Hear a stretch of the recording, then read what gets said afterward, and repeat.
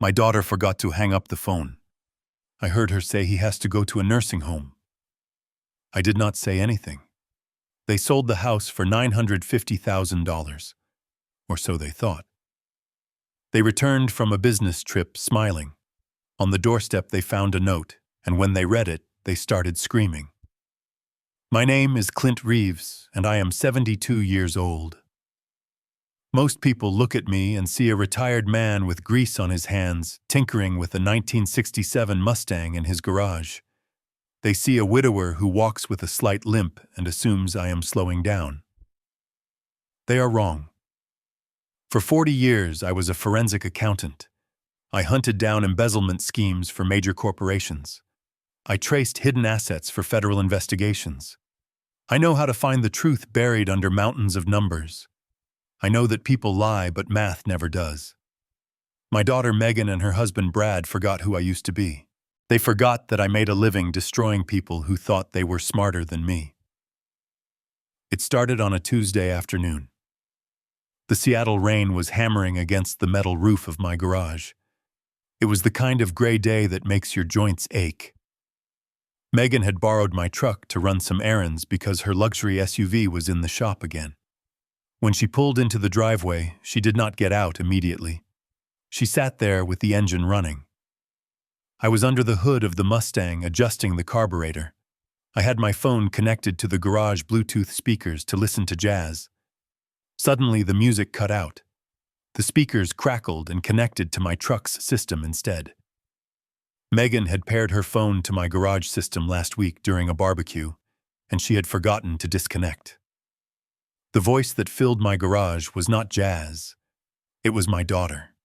She was talking to Brad. Her voice was crystal clear, and it dripped with a coldness that froze the blood in my veins. She said, "The old man is becoming a burden, Brad. I cannot take it anymore." I wiped the grease from my hands and stood perfectly still. I did not breathe. Brad's voice came through the speakers next. He sounded impatient. He asked, "When can we move him?" Megan laughed. It was a cruel sound.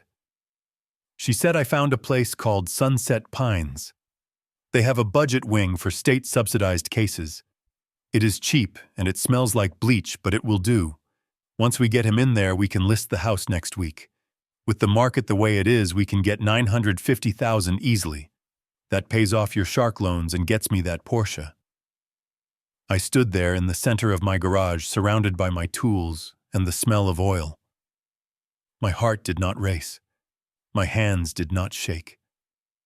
A strange calm washed over me. It was the same cold focus I used to get when I found a discrepancy in a ledger. I was not listening to my daughter anymore.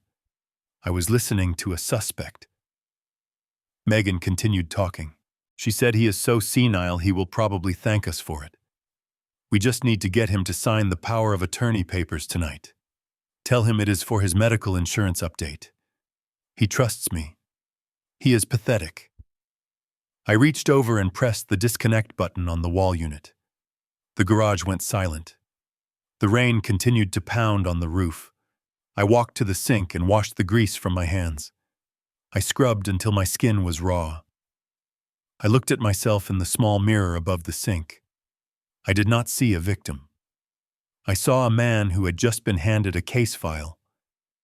I dried my hands and walked to the door that led into the kitchen. The door handle felt cold steel in my grip.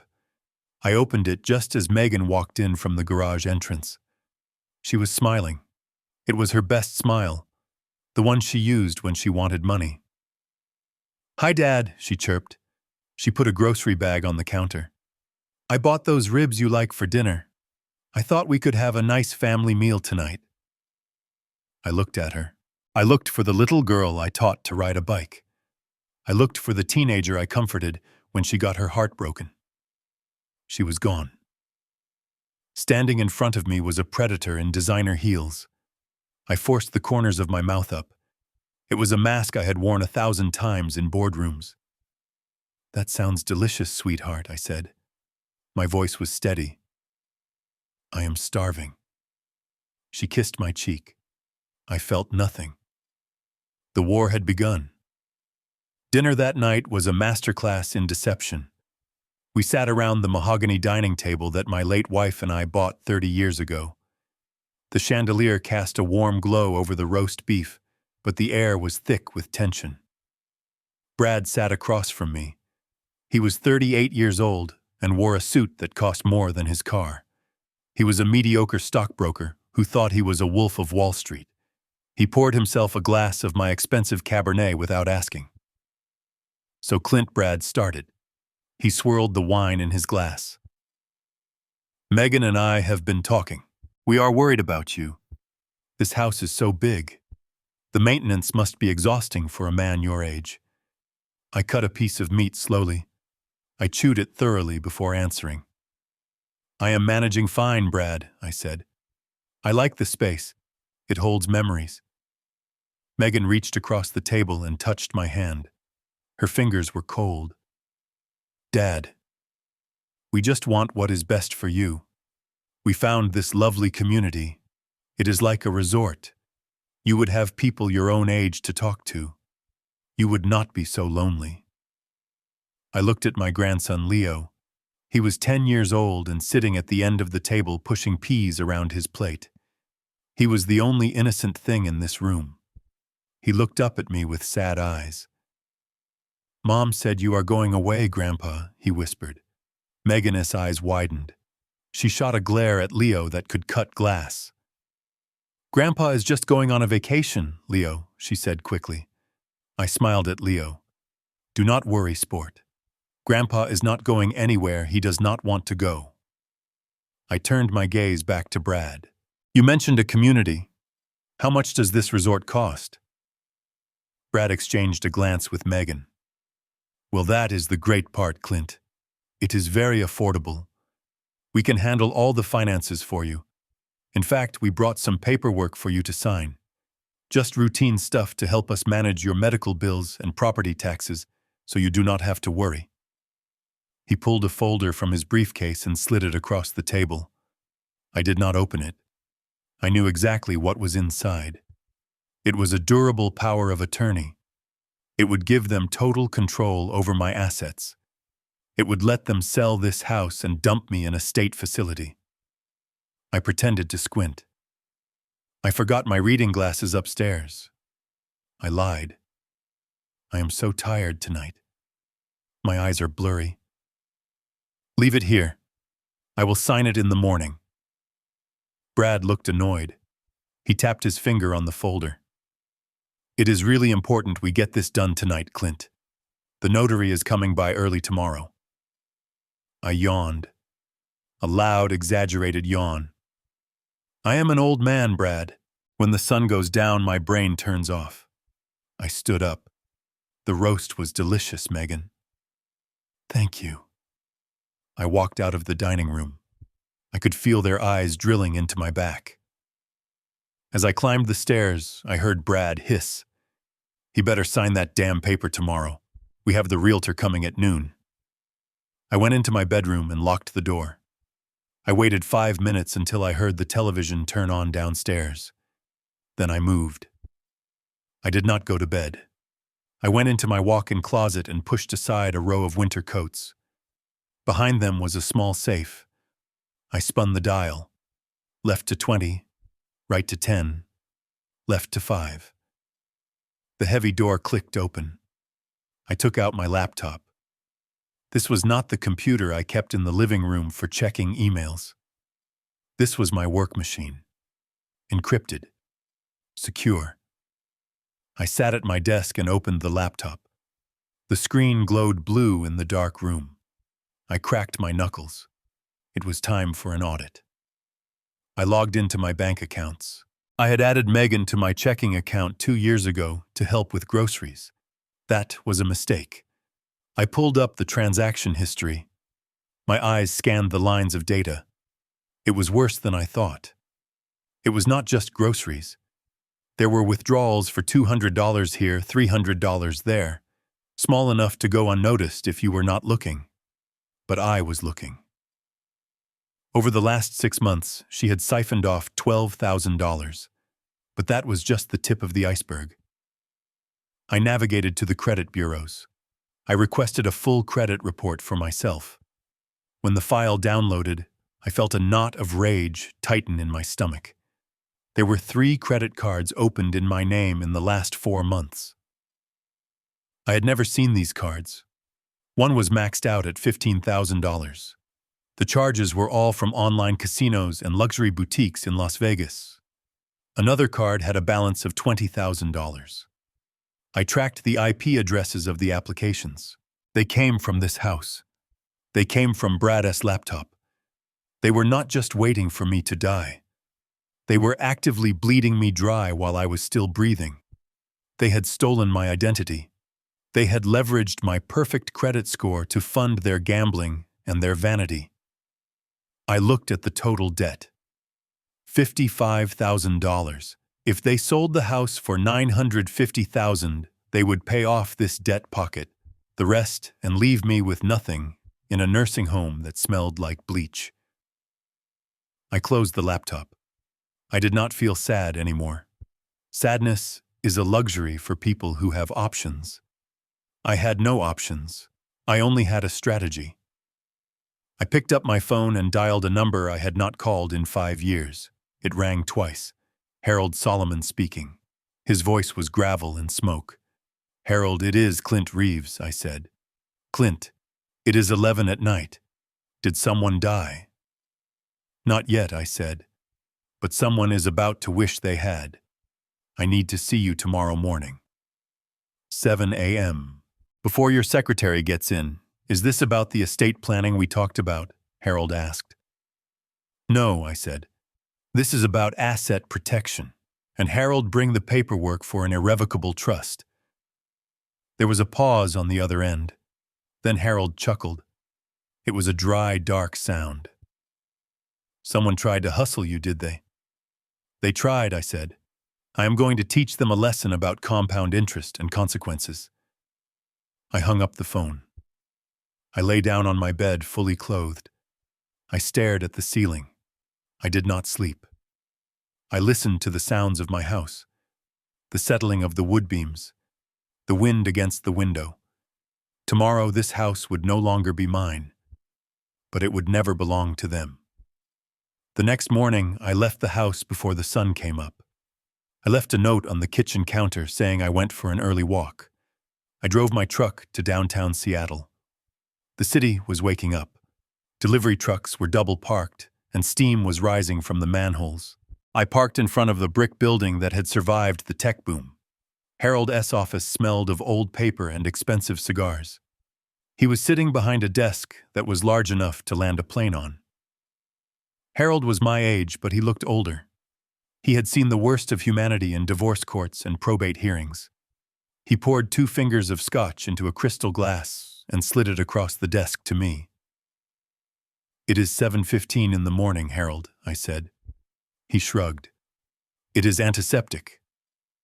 Drink it. You look like you have seen a ghost." "I saw a demon," I said. I took a sip. The liquid burned pleasantly. I told him everything.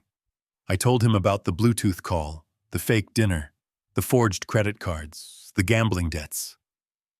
Harold listened without interrupting. He tapped a gold pen against his notepad. When I finished, he leaned back in his leather chair. "So what is the play, Clint?" he asked. "Do you want to press charges? We have enough for fraud, identity theft, and elder abuse. I can have them in handcuffs by lunchtime." I shook my head. "No, handcuffs are too easy. They will play the victim. They will cry to the jury that they were desperate. They will say I was mentally declining and gave them permission. I do not want a court battle, Harold. I want to surgically remove them from my life. I want them to feel the weight of their greed." Harold smiled. It was a shark's smile. "I like where this is going. I want to transfer the house," I said. "Not to them. To a trust." "An irrevocable trust," Harold nodded. "Beneficiary?" "Leo," I said. "My grandson. He is the only one who is innocent. I want the trust to be managed by you until Leo turns 25. "Done," Harold said, scribbling on his pad. But you know the rules, Clint. Once you move the asset into the trust, it is not yours anymore. You cannot sell it. You cannot borrow against it. And most importantly, they cannot touch it. Even if you die tomorrow, they get nothing. That is not enough, I said. I leaned forward. They are planning to sell the house next week. They think they have the power of attorney. Harold raised an eyebrow. So we let them think that. Exactly, I said. But I am going to beat them to it. I want to sell the house today. Harold stopped writing. You want to sell the house that is going into the trust. I want to sell the equity, I said. I want to do a cash-out sale to a private investment firm. You know the ones. They buy ugly houses for cash. Fast closing. No inspections. Red Shark Holdings. Harold said immediately. I know their VP. They are vultures. They will offer you 80% of market value. I do not care about the price, I said. I care about the speed. I want the money wired to the trust account within 48 hours. And the physical house, Harold asked. I will be gone, I said. The new owners can deal with the eviction.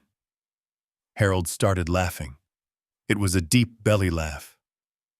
You are going to sell the house out from under them while they are measuring the drapes. I am going to leave them with a lease they do not own for a house that is not theirs, paid for by credit cards that are about to be frozen, I said. Harold picked up his phone. I will call Red Shark. You start signing the papers. This is going to be a busy morning.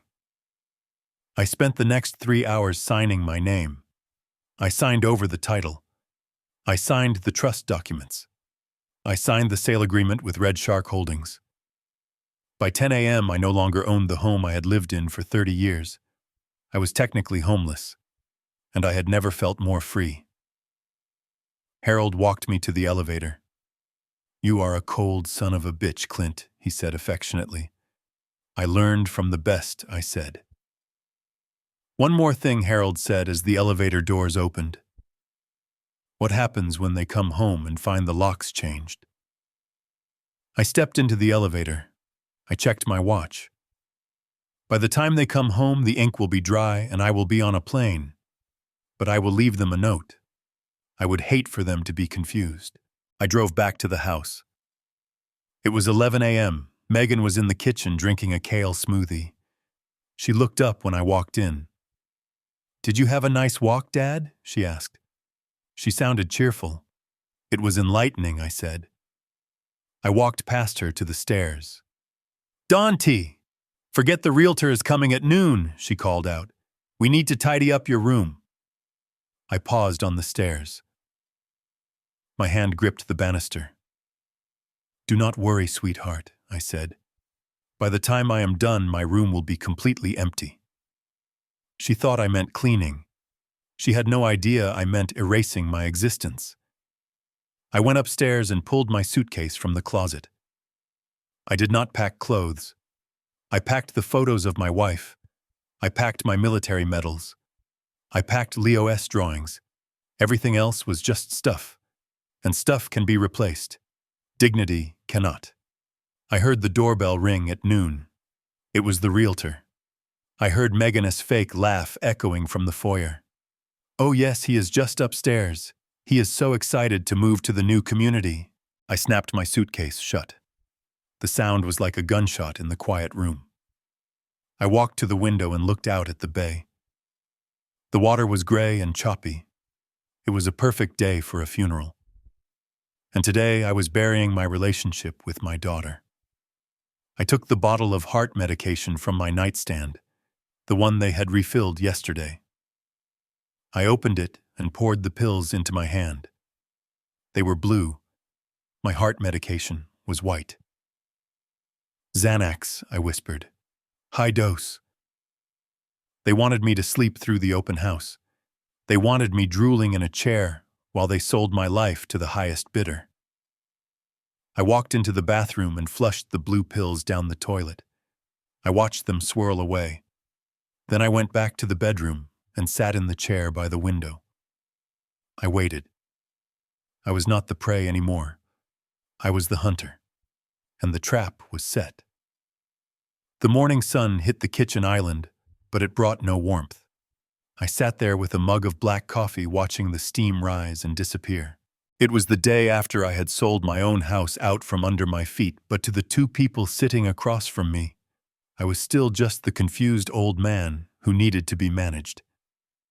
Megan and Brad were vibrating with a nervous energy that they tried to disguise as excitement. It was the kind of energy sharks have when they smell blood in the water. Megan slid a stack of glossy brochures across the marble countertop. They fanned out perfectly, like a winning hand of poker cards. The top one featured a photo of a silver-haired couple laughing while holding tennis rackets. The words "Sunset Pines Luxury Senior Living" were printed in gold foil script that caught the light. It looked expensive. It looked exclusive. It looked like a lie. "Look at this," Dad Megan said. Her voice was too loud for the quiet kitchen. "We made some calls this morning and pulled some strings. Sunset Pines usually has a 2-year waiting list, but because Brad knows the director, they are willing to make an exception for you." I picked up the brochure. The paper felt heavy and slick. I opened it and pretended to study the amenities.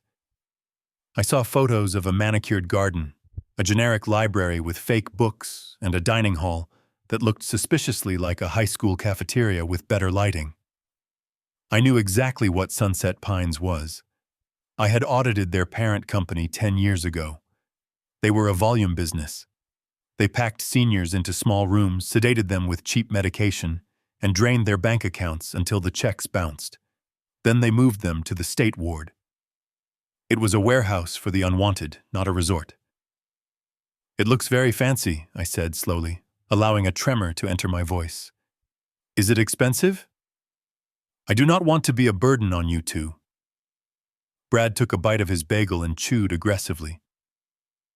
"Don't worry about the money, Clint. We have run the numbers. With the sale of this house, we can cover the entrance fee and the first 5 years. After that, the investment portfolio we are building for you will kick in. It is all taken care of." I looked at Brad. He could not even manage his own credit card debt yet. He was talking about managing my investment portfolio. The audacity was breathtaking. He was talking about using my money to pay for my imprisonment so he could drive a car he could not afford. "But will I have friends there?" I asked. I looked at Megan. I let my eyes water just a little. "It is scary to start over at my age, sweetheart. I do not know anyone." Megan reached out and squeezed my arm. Her nails dug into my skin. "Of course you will make friends, Dad. Everyone there is just like you. They are looking for companionship. And we will visit. We will visit all the time." That was the biggest lie of all. I knew that once I signed those papers and walked through the doors of Sunset Pines, I would never see them again unless they needed a signature for a check. I looked at her face. I looked for a trace of guilt. I looked for a flicker of hesitation that said she remembered who I was. I remembered teaching her to drive in the parking lot of the high school. I remembered paying for her braces. I remembered holding her when she cried after her prom date stood her up. I searched for that daughter, but she was not there. The woman in front of me was calculating how long it would take to turn my bedroom into a yoga studio. "It does look nice," I said, closing the brochure. The gold foil letters seemed to mock me. "If you think it is best, then I trust you." Brad practically choked on his coffee. He set the mug down with a clatter. "That is great, Clint. That is really great. We actually have the admission paperwork right here. If we get it signed and faxed by noon, we can secure your spot. We do not want to lose it to someone else." He pulled a thick folder from his briefcase. He did not even try to hide his eagerness. He pushed a pen toward me. It was a Mont Blanc pen I had given him for Christmas 3 years ago. He was using my own gift to sign my life away. I put on my reading glasses. I took the folder. I opened it to the signature page. My eyes scanned the legal jargon. It was standard predatory language. It gave them full medical power of attorney and full financial guardianship. It authorized the immediate liquidation of assets to cover care costs. It was a death warrant for my freedom. "I need to read this carefully," I said. "You know how I am. Old habits from the accounting days." Megan's smile faltered for a second. "Dad, it is just standard boilerplate. We already read it." I smiled at her. "I know, pumpkin. But indulge an old man. I will just take this to the study for 10 minutes. I want to make sure I understand the visitation rights." I stood up and walked to my study before they could protest. I closed the door and locked it. My heart was beating slow and steady. I moved to my desk. In the top drawer sat a folder that looked identical to the one Brad had given me. I had prepared it last night with Harold. The documents inside my folder were masterfully crafted forgeries. They looked exactly like the Sunset Pines admission forms. They had the same letterhead, the same font, the same legal formatting. But the content was gibberish. The clauses canceled each other out. The power of attorney granted authority over a bank account that had been closed in 1995. The medical proxy was assigned to a Mr. Donald Duck. It was a legal nullity, a joke. I swapped the documents. I put the real forms in my shredder and watched them turn into confetti. I placed the fake documents into the folder Brad had given me. I waited another 2 minutes to make it realistic. I checked my reflection in the window. I fixed my collar. I needed to look defeated. I needed to look like a man who had given up. I unlocked the door and walked back to the kitchen. Megan and Brad were whispering furiously. They stopped abruptly when I entered. "Okay," I said, letting out a long sigh. I sat down heavily. I read it. "It seems fair." Megan let out a breath she had been holding. She uncapped the pen for me. "Just sign by the yellow tabs, Dad." I took the pen. I hesitated. My hand hovered over the paper. I saw them lean in. Their eyes were wide and hungry. They were physically leaning toward the paper as if their will could force the ink to flow. "Are you sure this is the right thing?" I asked softly. "Yes, Dad," Megan said. Her voice was tight. "It is the only way." I lowered the pen. I signed my name. Clint Reeves. The letters were loops of blue ink. With each stroke I felt a chain breaking. I signed the financial agreement. I signed the medical waiver. I signed the release of liability. "There," I said, capping the pen. "It is done." Brad snatched the folder away before the ink was even dry. He flipped through the pages, checking every signature. He looked like a man who had just won the lottery. "Perfect," he said. "This is perfect. I will fax this over right now." Megan stood up and hugged me. It was a stiff, awkward hug. "You made the right choice, Dad. You are going to be so happy there." "I am sure I will be," I said. "I am sure it will be an adventure." She pulled away and looked at her watch. "Oh, look at the time. We need to get ready. Our flight to Vegas leaves in 4 hours. We have that big client meeting." "A client meeting," I repeated. "Of course, you two work so hard." "We will be back on Monday," Brad said, shoving the folder into his briefcase. "We will help you pack then. You can move in on Tuesday."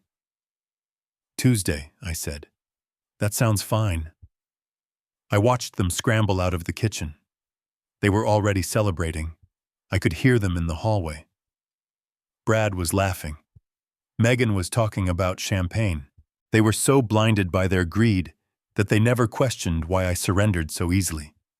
They never asked why a man who spent 40 years catching liars would fall for such a clumsy con. I picked up my cold coffee and walked to the sink. I poured it down the drain. The black liquid swirled away. I rinsed the cup and placed it in the dishwasher. "Tuesday," they said. On Tuesday, they would come back to move me into a nursing home. But on Tuesday, I would be sitting on a beach in Costa Rica, and they would be standing on the curb with a worthless piece of paper and a lock they could not open. I went to the living room and sat in my armchair. I looked around the room. I had built these bookshelves. I had laid this hardwood floor. I loved this house, but I loved my dignity more. And seeing the look on their faces when they realized they had been played, that was worth more than any real estate. I closed my eyes and listened to the sound of them packing their suitcases upstairs. They were packing for a victory lap in Las Vegas. They had no idea they were packing for their own funeral. Let them have their weekend. Let them drink their expensive champagne and toast to their brilliance. The hangover was coming, and it was going to be brutal. The storm outside had intensified, matching the turmoil that should have been raging inside me. But I felt no turmoil. I felt only a cold, clinical detachment. It was 8 o'clock in the evening. The house was dark except for the lamp beside my reading chair. I sat with a book open on my lap, but I was not reading words. I was reading intentions. Megan walked into the room. She was moving quietly, almost like a ghost. She carried a silver tray with a glass of water and a small paper cup. It was the same routine we had followed for 3 years since my heart attack. Every night at 8, she brought me my medication. It used to be an act of love. Tonight, it was an act of war. "Here you go, Dad," she said softly. Her voice had that sickeningly sweet tone she had adopted since I signed the papers. "Time for your heart medicine. You need to be strong for the big move on Tuesday." I looked at the tray. I looked at her hands. They were steady. She did not shake. She did not sweat. She was handing her father a chemical leash, and she did not even blink. I reached out and took the small paper cup. Inside rolled a single white pill. It looked exactly like my usual beta blocker. Same size, same shape, same chalky white color. To the untrained eye, it was identical. But I do not have an untrained eye. I spent 40 years looking for the one number in a spreadsheet of millions that did not belong. I spent my life noticing the anomaly. I held the pill between my thumb and forefinger. I held it up to the light of the lamp. "It looks a little different tonight," I said. My voice was rough. "Did the pharmacy change suppliers?" Megan froze. Just for a fraction of a second. It was a micro-expression of panic that vanished as quickly as it appeared. "Oh yes," she said quickly. "The pharmacist said they switched to a generic brand. It is the exact same formula, Dad, just a different manufacturer. Drink up. You need your rest." I looked at her. She was standing over me, watching me like a hawk. Usually she would leave the room to let me take it in peace. Tonight she waited. She needed to see me swallow it. She needed to ensure I would be unconscious for the next 12 hours so I would not ask questions about the Packers coming tomorrow or the Red Shark investors doing a perimeter check. I put the pill in my mouth. I took a large gulp of water. I threw my head back and swallowed. "Good night, sweetheart," I said. "Good night, Dad. Sleep tight." She took the tray and walked out. She closed the door behind her. As soon as the latch clicked, I leaned forward and spit the pill into my hand. I had tucked it under my tongue, a trick I learned from a client who tried to fake insanity to avoid prison. I turned on my desk lamp and pulled out a magnifying glass. I placed the wet pill on a tissue. I studied the imprint. My heart medication was stamped with the code L40.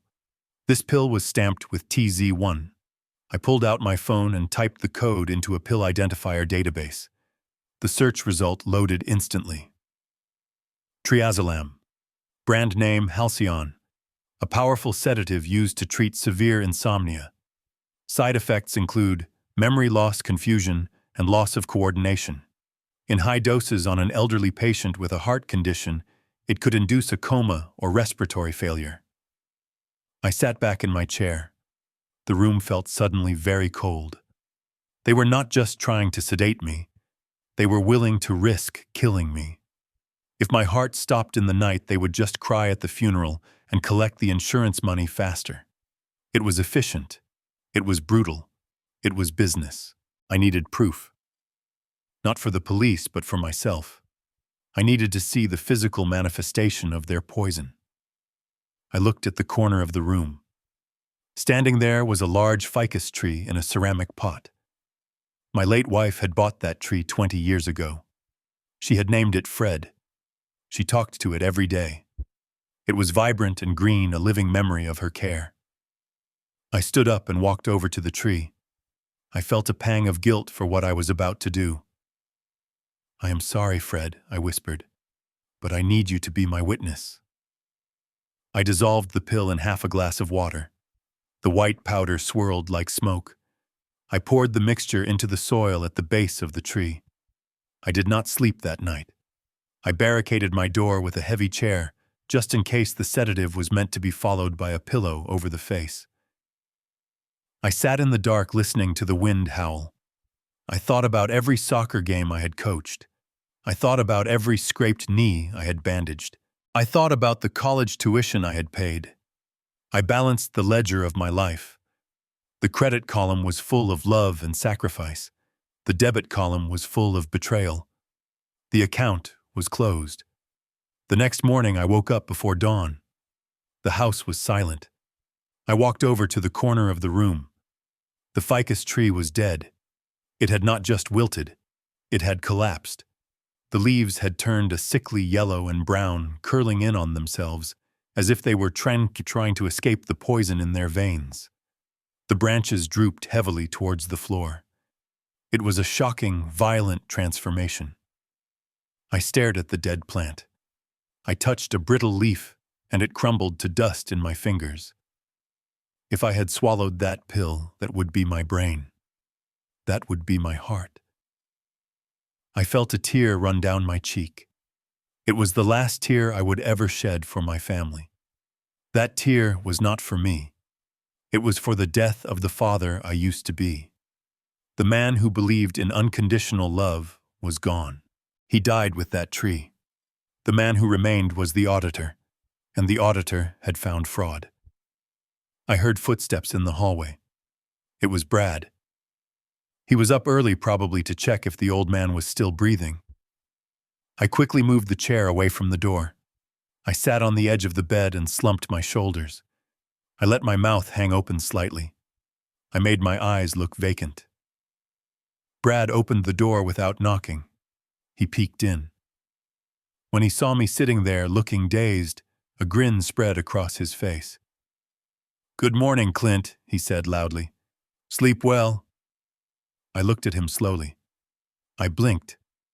"I feel heavy," I mumbled. "My head is swimming." "That is just the excitement," Brad said, stepping into the room. He did not even look at the dead tree in the corner. He was too focused on his victory. "Listen, Megan and I are heading out to the airport. The Packers will be here in an hour. Just stay in your room, okay? Rest up. We do not want you getting in the way." I nodded weakly. "Okay, Brad. Have a safe trip." He checked his watch. He looked at me one last time with a mixture of pity and disgust. Then he turned and left. I waited until I heard the front door slam. I waited until I heard the engine of their car fade into the distance. Then I stood up. I stood up straight.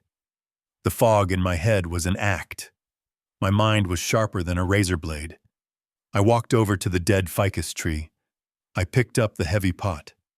It weighed about 30 pounds, but I lifted it with ease, fueled by adrenaline and rage. I carried it downstairs. I walked into the kitchen. The breakfast dishes were still in the sink. The brochure for Sunset Pines was still on the counter. I placed the dead tree right in the center of the kitchen island. It was a grotesque centerpiece, a monument to their cruelty. I went to the drawer and took out a notepad. I wrote a single line on the top page, "For the garden at your new house." I tore the page off and stuck it to one of the dead branches. Then I went to the garage. I picked up a shovel. I was not going to bury a body. I was going to bury their future. The Packers were coming in an hour. The Red Shark investors were coming in too. I had a lot of work to do. I walked out into the cool morning air. The storm had passed. The sky was a brilliant hard blue. It was a beautiful day for an eviction. I took a deep breath. The air tasted clean. It tasted like justice. The sound of a zipper closing is usually a mundane noise.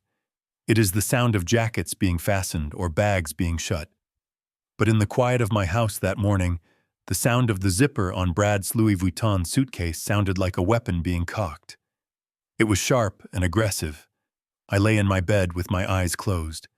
I regulated my breathing, keeping it shallow and rhythmic. To the observer, I was an old man in a deep chemical sleep, induced by the pill they thought I had swallowed the night before. To me, I was an undercover agent in the final minutes of a sting operation. My bedroom door was slightly ajar. I could hear their footsteps pacing frantically in the hallway. They were not moving with the steady rhythm of professionals heading to a business meeting. They were moving with the erratic, twitchy energy of addicts. "Did you pack the lucky tie?" Brad hissed. His voice was tight. "I packed it," Megan replied. Her heels clicked on the hardwood floor. "Did you transfer the funds from the joint account? We need the buy-in money for the high roller table." "I did," Brad said. "It is everything we have left until the house sale clears on Tuesday. We have to win, Megan.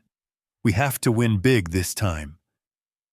"We will win," she said. Her voice had that delusional optimism that always precedes a disaster.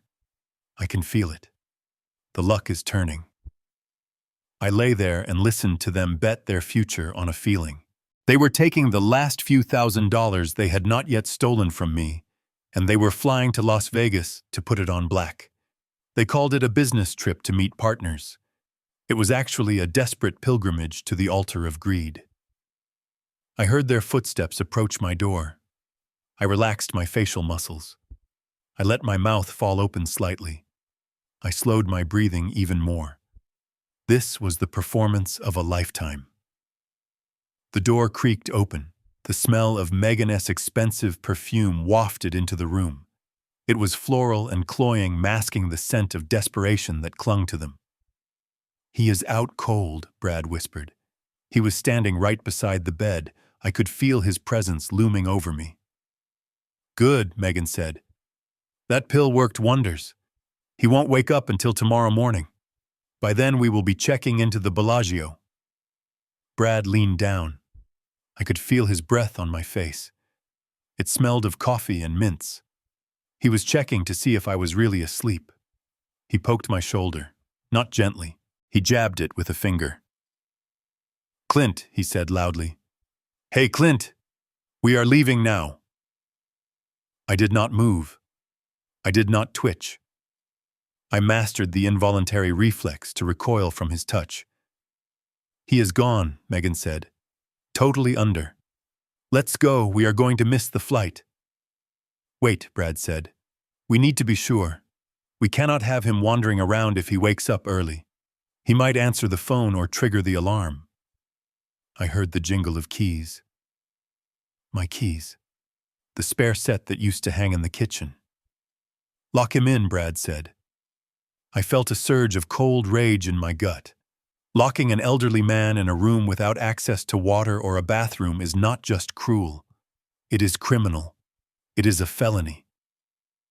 But I kept my eyes closed. I needed them to commit the act.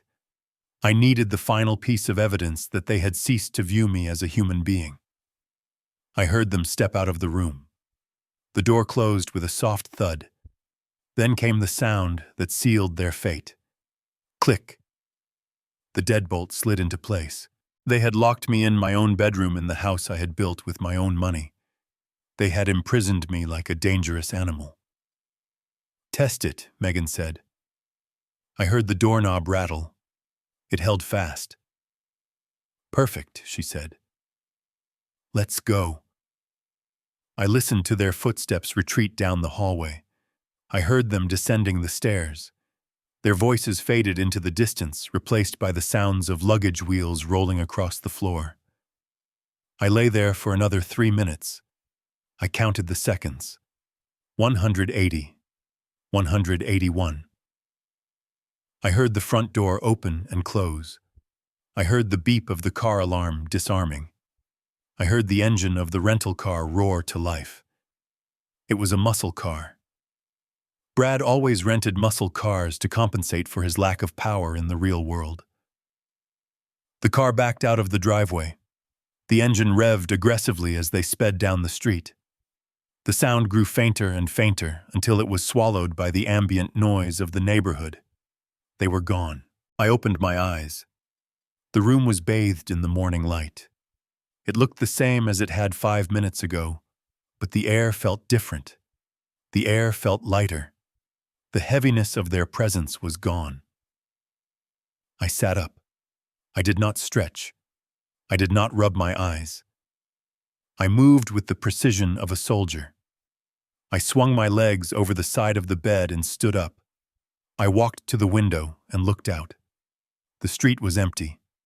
I turned to the locked door. They thought the lock would hold me. They forgot that I was the one who installed these locks 20 years ago. They forgot that paranoid men always leave themselves an exit strategy. I walked to the bookshelf in the corner of the room. I reached behind the row of accounting textbooks and pulled out a small thin metal tool, a tension wrench. I had kept a lock-picking set in this room since the day Megan moved back in. I walked to the door. I inserted the tool into the keyway. It took me 4 seconds. I felt the pins set. I applied a slight pressure. Click. The lock disengaged. I turned the knob and opened the door. I walked out into the hallway. The house was silent. It was a tomb. But it was about to become a construction site. I went back into my room and picked up my phone. It was fully charged. I dialed the first number on my list. It was the foreman of the moving company. "This is Clint Reeves," I said. My voice was steady and commanding. "The house is empty. The tenants have vacated. You have the green light." "Copy that, Mr. Reeves," the foreman said. "We are 5 minutes out." I hung up and dialed the second number. This was the account manager at Red Shark Holdings. "The property is secured," I said. "I am vacating the premises in 1 hour. You can send your security team to change the locks at noon." "Understood, Mr. Reeves," the manager said. "The wire transfer has been initiated. You should see the funds in your trust account by end of day." "Excellent," I said. I hung up the phone and slipped it into my pocket. I looked around the upstairs hallway one last time. I looked at the family photos on the wall. There was a picture of Megan graduating from college. She looked so innocent then. There was a picture of Brad and Megan at their wedding. They looked happy. I reached out and took the wedding photo off the wall. I looked at it for a moment. Then I dropped it into the trash can by the bathroom door. The glass shattered. I did not feel sad. I felt efficient. I was clearing the ledger. I was writing off a bad debt. I walked down the stairs. The house was waiting. The movers were coming. The investors were coming. The past was leaving. I had 72 hours before they returned. 72 hours to erase 40 years of history. 72 hours to turn this home into a fortress that would bar them entry forever. I walked to the kitchen and poured myself a glass of water. I drank it standing up. I was hydrated. I was focused. I was ready. Let the purge begin. The doorbell rang at exactly 10 o'clock. It was not a friendly chime. It sounded like a gavel hitting a judge's bench. I smoothed the front of my shirt and walked to the door. Standing on the porch was a man who looked like he had been manufactured in a boardroom. He wore a charcoal suit that cost more than my first car, and his eyes were scanning the property line before he even looked at me. "Mr. Reeves," he said, extending a hand that felt like cold marble. "I am Mr. Sharp from Red Shark Holdings. Harold said you were ready to do business." I shook his hand briefly. I am ready if you have the check, I said. Mr. Sharp smiled. It was a thin, practiced smile that did not reach his eyes. We do not use checks, Mr. Reeves. We use wire transfers. Instant verified funds. Shall we take a look at the asset? He called my home an asset. Not a house, not a home, just a line item on a balance sheet. I stepped back and let him in. He walked into the foyer and immediately pulled out a tablet. He started tapping the screen, making notes. He did not take off his shoes. I walked him through the living room. The movers were already working in the background, silently wrapping my furniture in thick blue pads. Mr. Sharp ignored them. He walked to the fireplace. It was a custom stone hearth I had built with my own hands 20 years ago. I remembered the summer I built it. Megan was 15. She had sat right there on the rug reading magazines while I mixed the mortar. She had told me about a boy she liked. I had listened and wiped sweat from my forehead, feeling like the luckiest father in the world. Mr. Sharp tapped the stone with his pen. Granite, he muttered. Dated but durable. We will probably paint over it. Whitewash is trending right now. I felt a muscle twitch in my jaw. He was going to paint over the stone I had handpicked from the quarry. He was going to erase the sweat and the memory. I said nothing. I just nodded. We moved to the kitchen. This was where my wife and I had cooked 1,000 meals. This was where we had danced to the radio while the dishwasher hummed. Mr. Sharp opened the cabinet doors and checked the hinges. He turned on the faucet and watched the water drain. Plumbing seems adequate, he said. The cabinetry is oak, heavy grain. We will rip this out. Open concept is what buyers want. We will knock down this wall.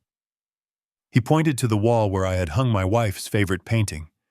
The painting was gone now, packed in a crate headed for storage. But the ghost of it was still there. He wanted to knock it down. He wanted to turn my sanctuary into a generic showroom. I looked at him. I looked at this man who saw only square footage and potential yield. The house is being sold, as is Mr. Sharp, I said. My voice was flat. That means you get the oak cabinets. You get the stone fireplace. You get the dead tree in the kitchen. You get the memories and the ghosts. I am not fixing anything. I am not painting anything. Mr. Sharp stopped tapping on his tablet. He looked at me. He was assessing me. He was trying to figure out if I was emotional or if I was hard. As is, conditions are standard for our acquisitions, he said. However, that usually impacts the valuation. The market assessment for this neighborhood is $950,000, but that assumes a turnkey property. Given the dated interior and the speed you require, we were thinking more in the range of $750,000. I did not blink. I had negotiated settlements with embezzlers who had stolen millions. I knew how to hold my ground. $800,000, I said, and I want the wire initiated within the hour. The title company has the deed ready. The trust is set up. You get the keys at noon. Mr. Sharp laughed softly. You want $50,000 more for a house you are abandoning in 2 hours. That is an expensive hour, Mr. Reeves. It is a bargain, I said. You and I both know this land alone is worth $700,000. You are going to put $50,000 into renovations and flip it for $1.2 million in 3 months. Do not pretend you are losing money here. I am giving you a $400,000 profit margin in exchange for speed. He stopped laughing. He looked at me with a new respect. The predator recognized another predator. You know your numbers, he said. I was a forensic accountant for 40 years, I said. I know exactly what this house is worth, and I know exactly what your time is worth. Do we have a deal, or do I call the next investor on my list? Mr. Sharp paused. He looked around the kitchen one last time. He saw the profit. He saw the easy flip. $800,000, he said. As is. Cash. Closing today.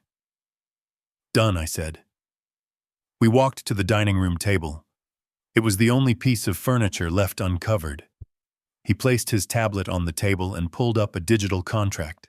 "This is a standard purchase agreement," he said. "No contingencies. No inspection period. No financing approval required. Once you sign this, the property belongs to Red Shark Holdings, effective immediately upon transfer of funds." I looked at the screen. The glowing letters spelled out the end of an era. Selling a home usually takes months. It involves open houses and bake sales and nervous waiting. This was a surgical strike. It was violent in its efficiency. I picked up the stylus. My hand hovered over the signature line. I looked out the window at the backyard. I saw the swing set I had built for Leo. I saw the rose bushes my wife had planted. I saw the spot on the lawn where we had hosted 4th of July barbecues. I saw my life played out in a series of film reels. If I signed this, I was homeless. I was cutting the last anchor that held me to this life. But then I thought about the phone call. I thought about the nursing home that smelled like bleach. I thought about Megan and Brad high-fiving in Vegas right now, thinking they had won. I pressed the stylus to the glass. The plastic tip made a small scratching sound. Clint Reeves. I wrote it clearly. I did not rush. I wanted to feel every letter. Mr. Sharp tapped the screen and spun the tablet back around. He tapped a few more buttons. "I am authorizing the wire now," he said. "It is going to the trust account managed by Harold Solomon. Is that correct?" "That is correct," I said. He tapped the screen one last time. "Sent," he said. "You should receive confirmation from your attorney in a few minutes." My phone buzzed in my pocket. It was a text from Harold. "Funds received. The trust is funded. The house is gone. You are a free man, Clint." I looked at the text. $800,000. It was a number, a large number, but it felt small compared to what I was leaving behind. Yet it was necessary. This money was not for me. It was for Leo. It was a shield to protect him from the people who were supposed to love him. "Thank you, Mr. Sharp," I said. I handed him the keys. "These are the masters. They opened the front door, the back door, and the garage." Mr. Sharp took the keys. He jangled them in his hand. The sound was jarring. "We will have our security team here at noon to install the smart locks," he said. "You have until then to vacate." "I am leaving now," I said. "The movers are taking the last box." I walked to the door. Mr. Sharp was already on his phone talking to a contractor about demolition. He did not watch me leave. I was just a vendor to him. I stepped out onto the porch. The air was cool. I walked down the steps. I did not look back. I knew that if I looked back, I might crack. I might remember the Christmas wreaths on that door. I might remember the way my wife used to wave to me from that window when I came home from work. I walked to the curb where the taxi was waiting. The driver was a young man with headphones on. He popped the trunk. I put my single suitcase inside. It looked lonely in the large trunk. "Where to?" the driver asked. I looked at the house one last time. It looked the same as it always had. The paint was white. The shutters were black. The lawn was green. But it was a shell. The soul of the house had left with me. "Take me to the airport," I said. I climbed into the back seat. As the taxi pulled away, I pulled up the banking app on my phone. I logged into the trust account. Balance $800,000. I took a screenshot.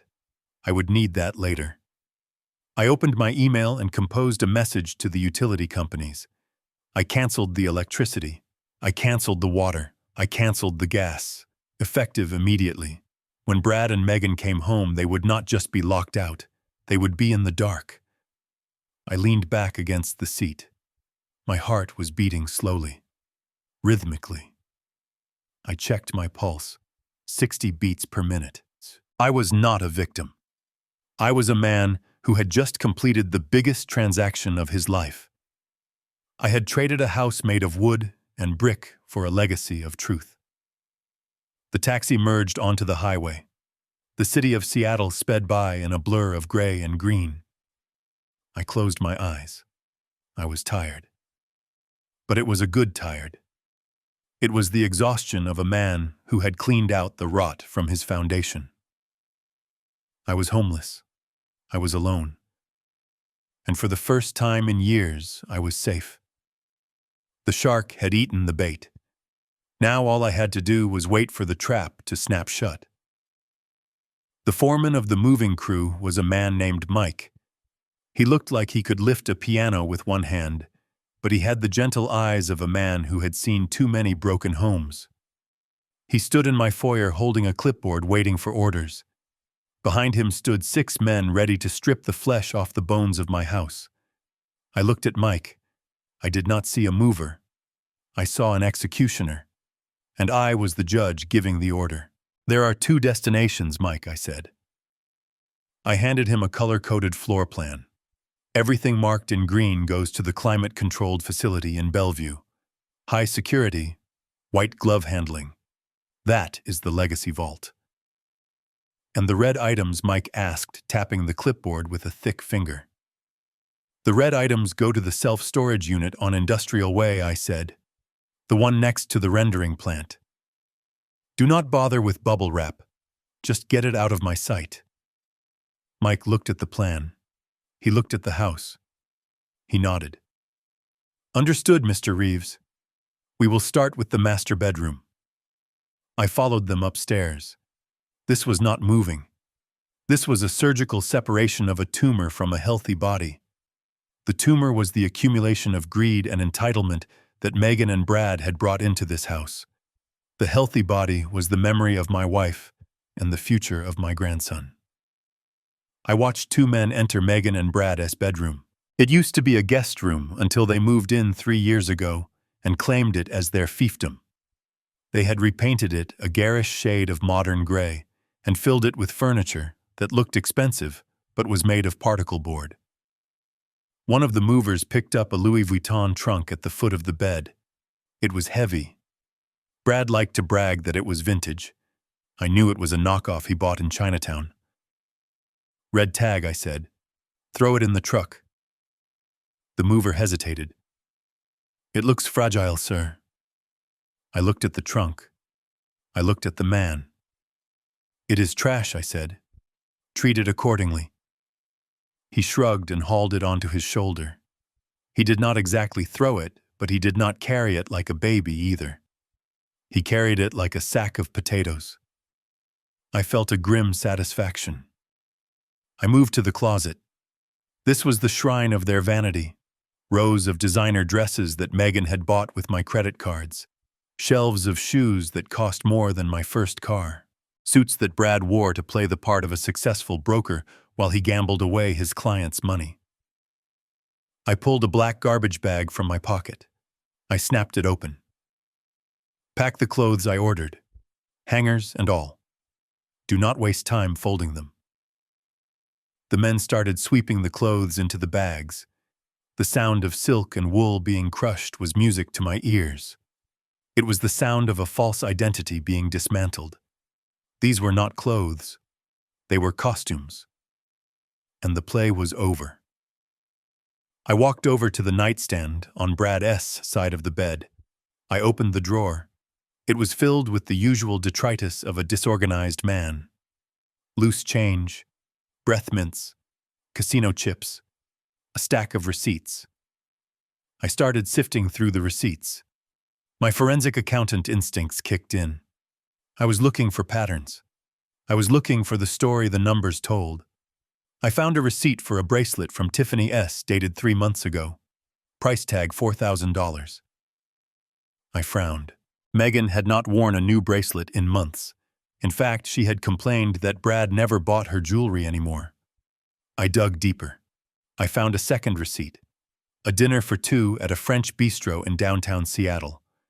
$200. Dated a Tuesday night. Tuesday nights were when Brad supposedly had his late poker games with the boys. I reached to the back of the drawer and felt something hard and cool. I pulled it out. It was a burner phone, a cheap prepaid model. I turned it on. No passcode. Stupid. I scrolled through the messages. They were not from his poker buddies. They were from a contact listed only as Candy. Can't wait to see you tonight, Tiger. Wear the blue suit. Did you like the bracelet? When are you going to leave the old man and the nag? I stared at the screen. The nag. That was my daughter. My daughter who was currently plotting to put me in a nursing home to fund this man's lifestyle. I did not feel anger for Megan. I felt a cold pity. She was selling her father to buy a future with a man who was already spending her inheritance on another woman. I took a picture of the messages with my own phone. Then I put the burner phone back in the drawer. I put the receipts back exactly where I found them. Pack the nightstand, I told the mover. Tape the drawers shut. Make sure nothing falls out. Why keep the secret?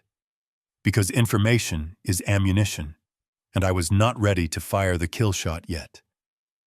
I wanted Brad to feel safe. I wanted him to think he had gotten away with it. The fall is always harder when you think you are flying. I left their room and walked down the hall to Leo's room. The air here felt different. It felt lighter. I walked in. It was a typical 10-year-old's chaos. Lego sets scattered on the floor, comic books on the bed, a telescope by the window. 2 movers were standing there waiting for instructions. They looked unsure. Green tag, I said. My voice softened. Everything in this room gets the green tag. Pack the Legos in plastic bins so the pieces do not get lost. Wrap the telescope in the heavy blankets. This is the most important cargo you will carry today. I picked up a framed drawing from Leo's desk. It was a picture of me and him fishing. He had drawn me with huge muscles and a smile that took up half my face. Underneath, he had written Grandpa and me versus the Kraken. I wiped a speck of dust from the glass. This goes in my personal suitcase, I said. I watched them pack Leo's room. I made sure they treated his stuffed dinosaur with the same respect they would treat a Ming vase. These were not just toys. These were the artifacts of a childhood I was trying to save. We moved downstairs. The living room, the dining room, the kitchen. The separation continued. My wife's piano. Green tag. The antique clock she loved. Green tag. The hideous abstract painting Brad bought to look sophisticated. Red tag. The expensive espresso machine Megan demanded, but never learned to use. Red tag. As the house emptied, the acoustics changed. The rooms became echo chambers. My footsteps sounded loud and hollow on the hardwood floors. The walls stripped of photos and art looked vast and blank. It was starting to look like a house again, not a home. Just a structure of wood and drywall. I walked into the kitchen. The dead ficus tree was still sitting on the island. The note I had written fluttered slightly in the draft from the open door. Mike the foreman walked in. He wiped his forehead with a rag. That is the last of it, Mr. Reeves. The green truck is sealed and heading to Bellevue. The red truck is loading the final boxes now. He looked at the dead tree. You want us to take that too? I looked at the withered brown leaves. No, I said. Leave it. It is a housewarming gift for the new owners. Or a warning. Mike nodded. He did not ask questions. He handed me a clipboard. Sign here. And here. I signed. The ink was black and permanent. You know, Mr. Reeves, Mike said, tearing off the carbon copy. I have moved a lot of people. Divorces, bankruptcies, witness protection. I have seen it all. But I have never seen anyone clean a house this thoroughly. It is like you were never here. That is the point, Mike, I said. I was never here. This is a ghost ship. He handed me the receipt. Good luck, sir. I watched the trucks pull away. One turning left toward the secure facility, one turning right toward the dump. It was a metaphor for my family. One path led to preservation. One path led to rot. I stood alone in the empty living room. The sunlight streamed in through the uncurtained windows, illuminating the dust motes dancing in the air. I walked to the fireplace. I ran my hand along the cold stone. I remembered the warmth of the fires we used to build. I remembered the Christmas stockings. I remembered the laughter. I closed my eyes and let the memories wash over me one last time. Then I visualized a heavy steel door slamming shut on them. I opened my eyes. The warmth was gone. The room was just geometry and physics. I walked to the front door. I stepped out onto the porch. The Red Shark security team was pulling into the driveway. They were carrying drills and boxes of smart locks. I did not wait to greet them. I had already given the keys of to Mr. Sharp. My business here was concluded. I walked down the steps.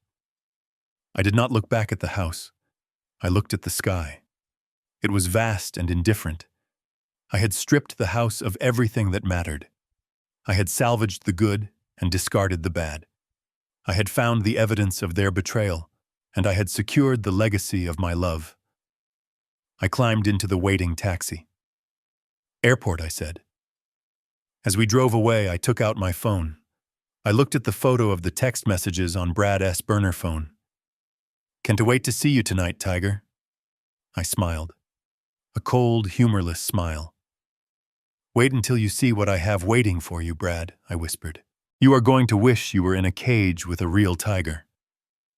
The house was empty, but the game board was full, and I had just made the most aggressive move of the match. The sound of a power drill biting into the solid oak doorframe was violent and loud. It echoed through the empty foyer like a scream. I stood in the center of the living room watching the Red Shark security team work. They were not carpenters. They were technicians who moved with military precision. They wore gray uniforms and carried tool belts that looked more like weapon holsters. The lead technician was a man named Miller. He had a scar running down his neck and eyes that did not blink often enough. He was installing a biometric smart lock on the front door. It was a sleek block of black steel that covered the holes where my vintage brass handle used to be.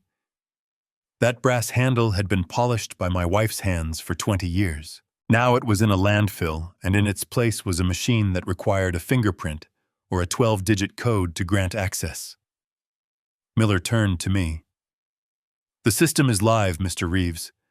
We have installed reinforced strike plates on all exterior doors. The windows have been fitted with shatter sensors. The motion detectors in the hallway are calibrated to ignore anything under 40 pounds, so a stray cat won't trigger it, but a human being definitely will." I nodded. "And the police connection?" "Direct link," Miller said. He tapped a tablet in his hand. "If the alarm is tripped, the signal bypasses the monitoring center and goes straight to the precinct dispatch. Response time in this neighborhood is under 4 minutes. It is a silent alarm. The intruder will not know the police are coming until they see the lights." I looked at the black keypad. It glowed with a faint, menacing red light. It was not just a lock. It was a trap. When Megan and Brad tried to use their old keys, they would not just find a locked door. They would trigger a sequence of events that would end in handcuffs. "Set the master code," I said. Miller handed me the tablet. I typed in a number. It was the date of my wedding anniversary. The one date Megan had forgotten for the last 10 years. The machine beeped once to accept it. The house was now sealed. Miller and his team packed up their tools. They moved efficiently, sweeping up the sawdust and wiping down the doorframe. They left no trace that they had been there. They were ghosts, leaving behind a fortress. "We are done here, sir," Miller said. "The house is secure." "Thank you, Miller." I watched them walk out to their van. Now I was truly alone. The house was empty. The floors were bare. The walls were blank. But I had one last thing to do, one last artifact to leave behind. I walked to the kitchen island. I had kept one piece of paper and one roll of heavy-duty tape. I took a black marker from my pocket. I uncapped it. The smell of the permanent ink was sharp and chemical. I did not need to draft the letter. I had been writing it in my head for 3 days.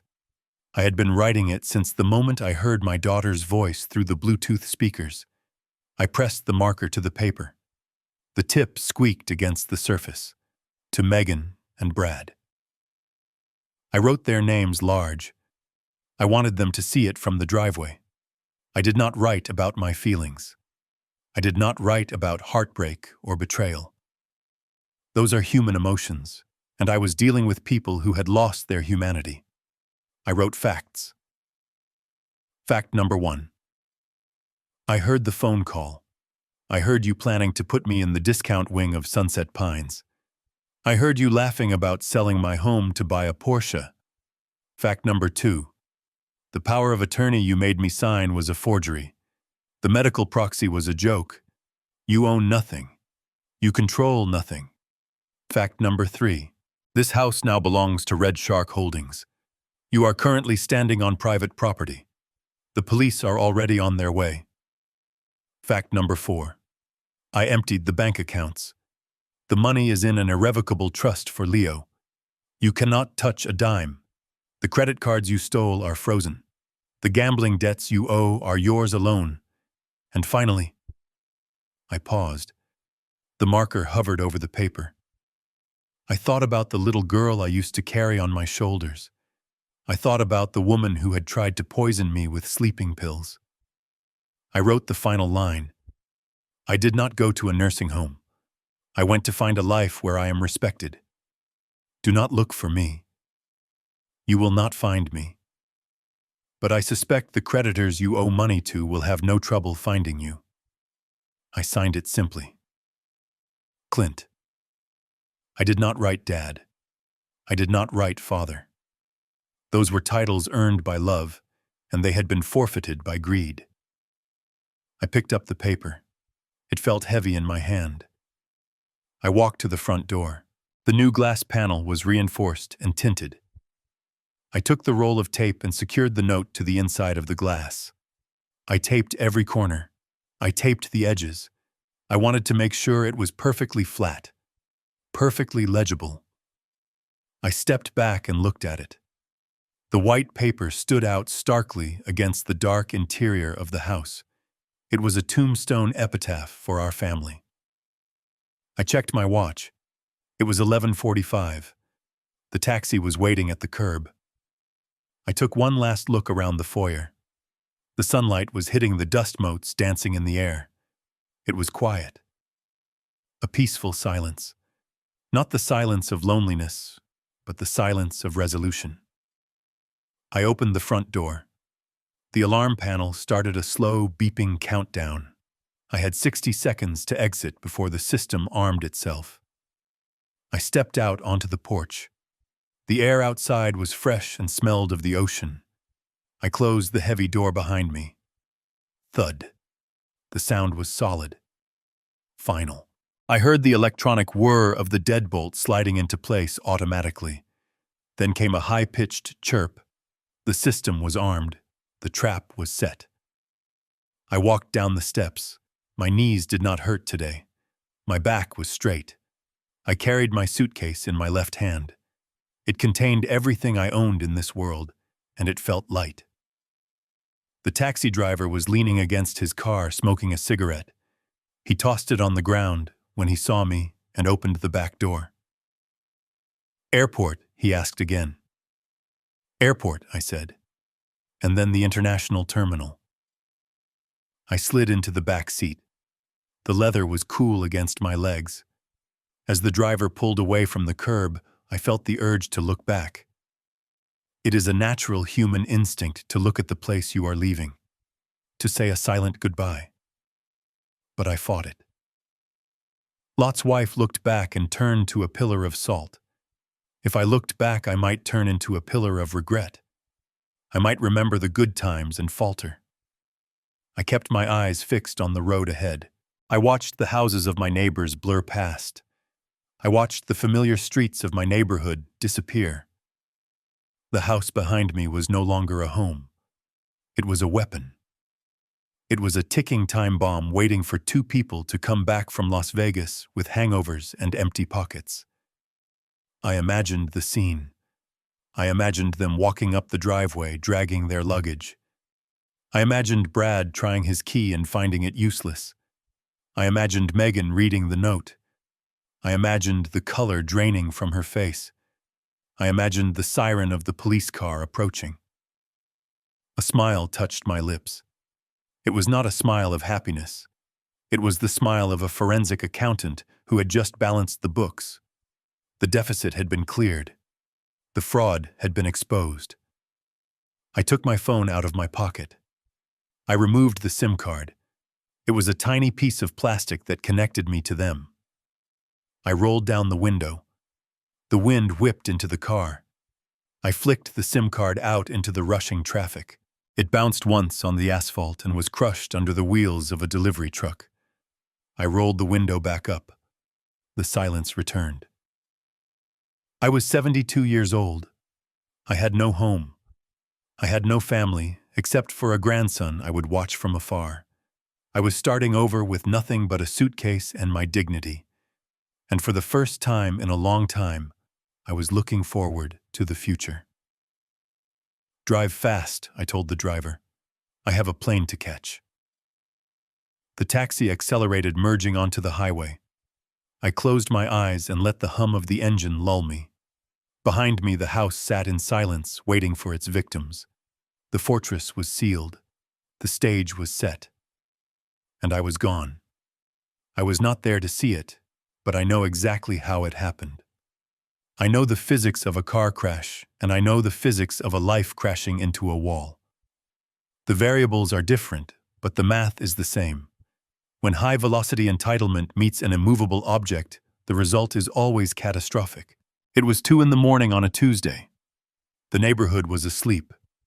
The streetlights cast long orange shadows on the pavement. The only sound was the distant hum of the highway. Then a yellow taxi screeched to a halt in front of my former house.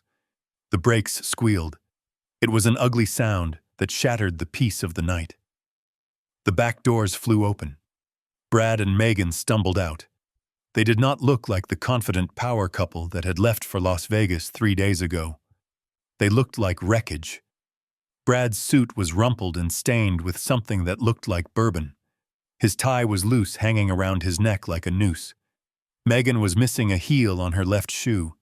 She was limping, holding her expensive purse close to her chest, as if it contained the last of her dignity.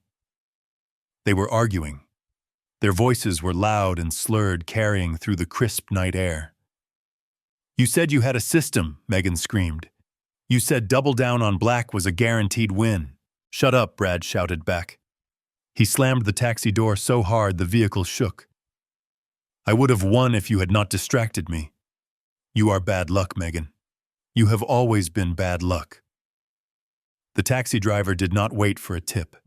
He did not even wait for them to clear the curb. He sped off, leaving a cloud of exhaust fumes in his wake. He knew trouble when he saw it.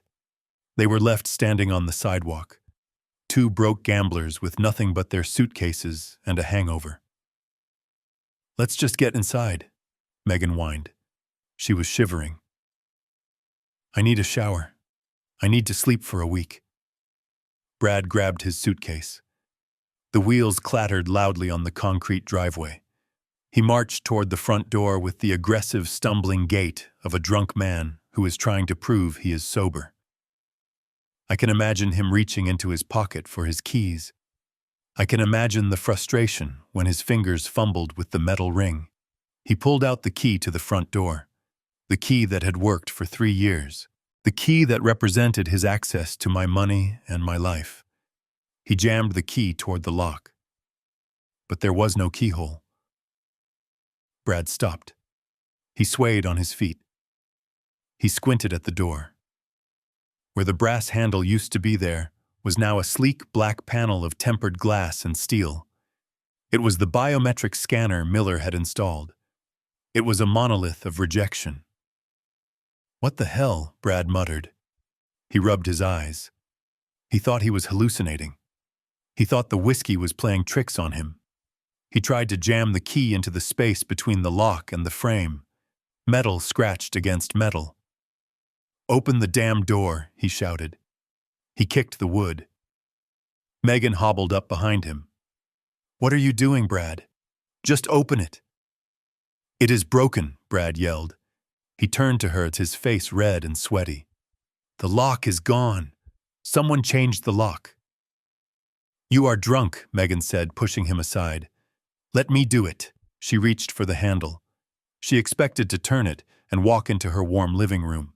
Instead, her hand met the cold, unyielding surface of the scanner. The panel lit up. A red ring pulsed in the center. It looked like a disapproving eye. "Access denied," a robotic voice spoke from the panel. The volume was calibrated to be loud.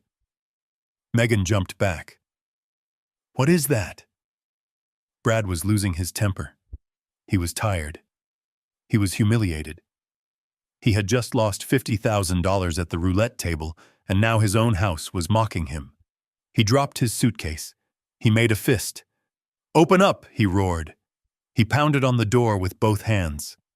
"I live here! Open this door right now!" He did not know it, but he had just triggered the first layer of the defense protocol. The vibration sensors in the door frame registered an impact of over 40 pounds per square inch. The system identified a hostile breach attempt. The reaction was instantaneous. Click, buzz. The floodlights mounted under the eaves snapped on. These were not soft garden lights. These were halogen security lamps with 5,000 lumens of brightness. They were designed to blind. The front porch was suddenly bathed in a white light so intense it felt like an interrogation room. Megan screamed and covered her eyes. Brad staggered back, shielding his face with his arm. "Turn it off," he yelled. "Turn off the lights!" But the house was not done. The second layer of the protocol engaged. The siren began. It was a high-pitched wail that rose and fell in a piercing rhythm. It was 120 decibels. It was loud enough to be heard 3 blocks away. It was a sound designed to induce panic and disorientation. Brad and Megan were trapped in a bubble of blinding light and deafening noise. They were shouting at each other, but they could not hear their own voices. Brad lost control. He picked up a decorative rock from the garden bed. "I will break you," he screamed at the door. He hurled the rock at the glass panel I had taped the note to. The rock bounced off the reinforced impact-resistant glass with a dull thud. It did not even leave a scratch. But it did trigger the final layer of the trap. The silent alarm at the police precinct turned red. Dispatch saw the code. Attempted forced entry. Home invasion in progress. Priority 1. Brad and Megan did not know the police were coming. They were too busy fighting the house. Brad was kicking the door again and again. Megan was crying, sitting on her suitcase with her hands over her ears. Then came the blue lights. They cut through the white glare of the floodlights. They danced across the front lawn. 1 cruiser, then 2, then 3. They screeched to a halt at the bottom of the driveway. Brad spun around. He was blinded by the headlights. He could not see who was there. He only saw silhouettes. "Get off my property!" he screamed. He was so drunk he thought they were the debt collectors from Vegas. "I will pay you next week." "Police," one of the silhouettes shouted. "Drop the weapon. Get on the ground. Now!"